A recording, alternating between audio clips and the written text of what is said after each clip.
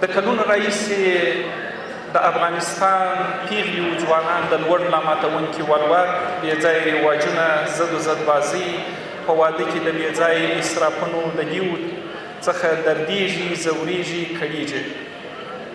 د کاله په زرهاوو کسان مو د هېواد پرېښولو ته مجبوره کېږي.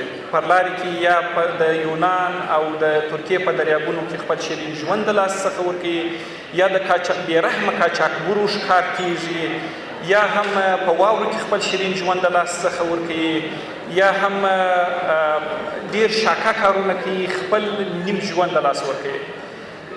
متاسفانه و بدبختانه ځینې ترخه حقیقتونه د سترګې نسو ځینې پر پټولی. یو ځوان د واده د مصارفو د پیدا کولو په خاطر باندې، د ولور د پیدا کولو په خاطر باندې، د خواش او خسر د فرمایشاتو په خاطر باندې باید ادیا کال، اووه کاله، اته کاله، لس کاله خپل د شیرین ژوند زحمت وباسي تر څو د واده مصارف دی برابر کړي. یعنی نیم عمر د واده په مصارفو کې تېرېږي، په داسې حال کې چې هم د اخلاقو د نګاه څخه ولور او د بېځایه رواجونه بده خبره ده، او هم د اسلام د مبین دین د احکامو په رڼا کې منع ورته ویل سوې ده.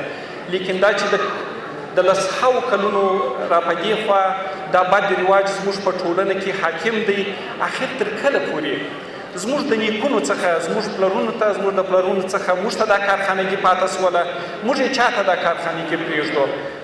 د لوړ لاماتونکي ولور، بېځایه رواجونه او ضد زدبازۍ پر ضد مبارزه یوازې زما مسؤلیت او مکلفیت نه دی، یوازې زما وظیفه نه ده، دا د هر ټولنې د هر وګړي وظیفه دی. اشاعر څه ښه ویلي دي چې که زړونه سره یو کړو او لاسونه سره ورکړو، که زړونه سره یو کړو او لاسونه سره ورکړو، دا کاڼي به لالونه سي، دا بوټي به لونګ سي. که موږ تاسې لاسونه سره ورکړو، ډېر ناممکنه کارونه به ممکن کړو. سیلاب خیر بنسټ د کلونو را په دې خوا د لوړ لاماتونکي ولورو، د بېځایه رواجونو ضد زدبازي او په واده کې د لوړو مصارفو پر ضد باندې مبارزه کوي. الحمدلله دې زموږ د توقع څخه لوړ دې مبارزې الحمدلله نتیجه ورکړې ده، مثبته نتیجه ورکړې ده، او د هغه دغه یو ښه نمونه ده چې نن ټولې رسنۍ دلته راغلي دي، زحمت یې ایستلی دي، ځان یې زیر کړی دي، مشران دلته راغلي دي، په دې محفل کې اشتراک کړی دی او د خپل اشتراک ویاړ یې موږ ته رابخښلی دی. دوستانو، په ځینې ولایتو کې ولور د 10 لکه، 12 لکه، 15 لکه څخه بیا تر 20 لکه پورې دی. اوس یو ځوان باید څو کاله زحمت وباسي چې ولور پیدا کړي. یوازې د ولور موضوع نه ده، د ولور څخه مخکې څومره مشکلات وزوم ته ګوري. براتی دی، روژاتی دی، نوروزی دی، زمستانی دی، تابستانی دی، سلامکنی دی، شالانداختی دی او دوه دغه دی اختریان دی. دا هغه رواجونه دي چې زه په دا ولایتو کې ګرځېدلی یم، دا ماته رامعلوم سوي دي. دا چې زه نه په پوهېږم چې ماته نه دي رامعلوم سوي، نو هغه به څومره رواجونه چې دا دوستان ځینې کړېږي، دا ځوانان ځینې کړېږي، دردېږي او ځورېږي. موږ سیلاب خیره بنسټ د کلونو را په دې خوا هغه ځوانان چې بېوزلي، بېوسه د کلونو راهیسې خپل واده نسي کولی، دوی ته د ودونو د جوړولو زمینه ورته مساعدوي او کوشش کوي چې دوی د ایمان په تکمیلېدلو کې هم البته ونډه ورسره واخلي. چې دوی واده کوي خو نو طبیعي خبره ده چې ایمان یې تکمیلېږي. په تېرو 14 کلو کې دوهم واده دی چې د 3 نفرو مهربانه، با احساسه، ځوانمرده کسانو د خوا څخه سپانسر کېږي. البته دغه ډله ییز واده چې نن یې موږ دلته د اشتراک ویاړ لرو، د 3 نفرو د خوا څخه سپانسر سوی دی. حاجي صاحب احسان دی، حاجي صاحب نثار دی او حاجي صاحب نظیر. حاجي صاحب نظیر دا واده مکمل د دغه 3 نفرو د خوا څخه تقریبا څه د پاسه 180 کلمه جزیه ورته دغه کړې ده، برابر کړې ده. دا ډوډۍ چې تاسې وینئ تر سټیجې پورې، یعنې ټوله مکمل واده د دې 3 مهربانه، با احساسه ځوانمرده. زه نه پوهېږم چې په کوم مؤدبانه الفاظو ستاسې څخه حاجي صاحب احسان، حاجي صاحب نظیر او حاجي صاحب نثار ستاسې څخه مننه وکړم زما څخه دومره ښایسته الفاظ پر خوله باندې نه راځي خو دومره به ووایم چې لوی مهربانه بېنیاز او ستر ځواکمن الله جل جلاله دې یو وزونه درکړي تاسې ډېر خوشبخته یاست ستاسې کورنۍ نه ټول افغانستان باید په تاسې باندې وویاړي چې تاسې یو ډېر ښه اساس او بنیاد د نیکۍ کېښود. دوستانو یو ډېره جالبه خاطره د حاجي نثار د زه لرم. زنګ راغی زه ترکیې ته روان وم، مریض وم، ترکیې ته روان وم. ویل چې موږ غواړو چې یو ډلهیز واده 3 سهامداران یو د تاج کنټینیټل غواړو چې یو ډلهیز واده سپانسر کړو. نو که داسې وشي چې ته یې پلا تشریف راوړې. ما ورته ویل ډریور ته مې ویل ما د موټر د میدان په خوله کې و او آخرین نفر هم زه وم چې بورډینګ پاس مو باید کړ. ډریور ته مې ویل چې د موټر مخ را وګرځوه. وایي خو دلته هر ګړی د وي آی پي مدیر صاحب زنګ درته وایي چې آخري نفر یې ژر راسه.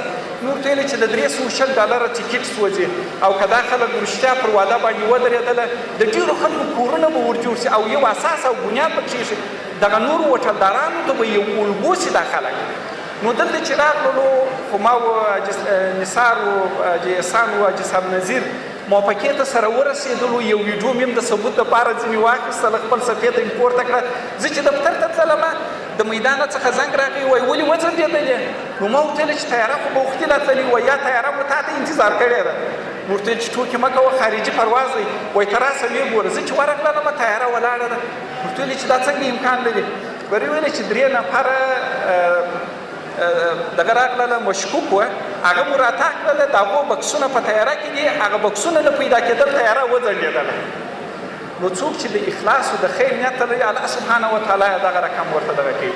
حاجي صاحب نثاره، حاجي صاحب احسانه، حاجي صاحب نظیره لوی مهربانه بېنیاز او ستر ځواکمن الله جل جلاله دې وزونه درکړي.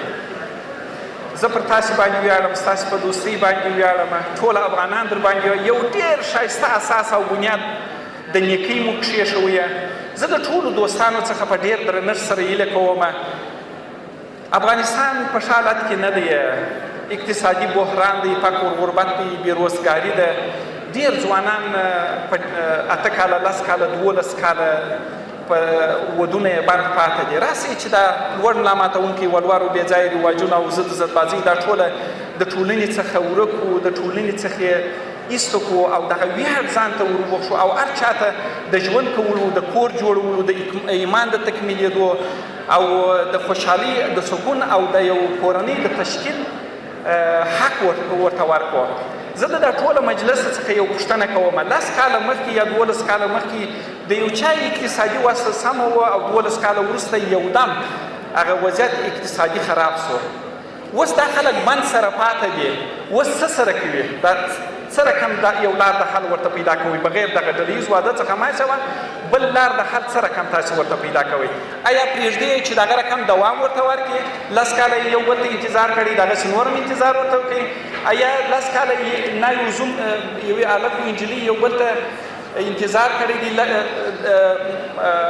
خدای مه کړه طلاق یې په مابینځ کې واقع کوئ او که داسې کوئ چې نکاح اسانه او ارزانه کوئ تر څو چې جرم د ټولنې څخه ورک شي، تر څو چې فحشه او دا شیان د ټولنې څخه په طبیعي شکل باندې د ټولنې څخه ورک شي او هر څوک د ژوند کولو او د واده کولو د دېو دغه پیدا کړي، حق پیدا کړي.